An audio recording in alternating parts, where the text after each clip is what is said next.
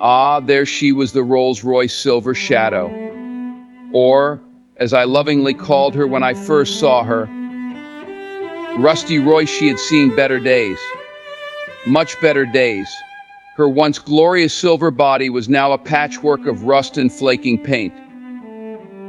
The interior?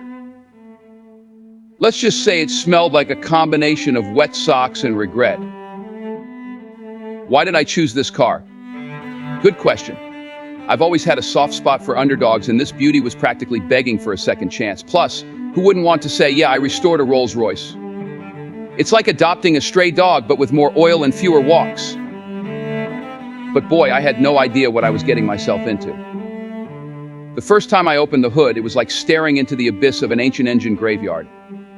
I swear, something growled at me. Step 1, cleaning.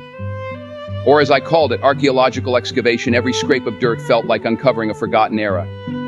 It took hours just to find the engine block under all the grime. Next up, replacing parts.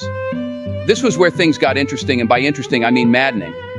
Finding authentic Rolls-Royce parts is like hunting for treasure, except the treasure costs a small fortune and sometimes comes with a 2-month shipping delay. The electrical system was a labyrinth of frayed wires and questionable decisions.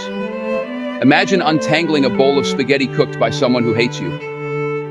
There were moments I wanted to give up, but then I'd hold a shiny, restored piece in my hand and think, if this can come back to life, so can the rest of it. And the painting? Oh, the painting. I spent days sanding her down until she was smoother than my excuses for spending this much money. When the first coat of silver paint went on, it was like watching the phoenix rise from the ashes, except the phoenix needed 3 more coats and a polish to shine properly. Then came the moment. Months of blood, sweat, and a suspicious amount of tears had led to this. I turned the key in silence, my heart sank. But then a cough, a splutter, and finally the growl of that V8 engine roaring to life. I'm not ashamed to admit it, I cried. Proper ugly tears. My neighbor came over to check if I was okay, and I just pointed at the car, babbling something about miracles and carburetors. It wasn't just a car starting, it was like hearing the heartbeat of something I'd brought back to life. The garage echoed with the sound of triumph and maybe a bit of exhaust smoke. The first drive was magical. Sliding into the restored leather seat felt like being hugged by history. The steering wheel, polished and gleaming, felt solid in my hands. And the ride? Smooth as butter on a hot scone. As I cruised down the road, I couldn't help but think about the journey we'd been on together. This wasn't just a car.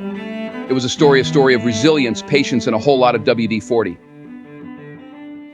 Restoring the Rolls wasn't just about bringing her back to life, it was about proving that no matter how far gone something seems, with enough care and determination, anything can shine again. So, here's to Rusty Royce, now glorious Royce, and to every dream that's worth a little elbow grease.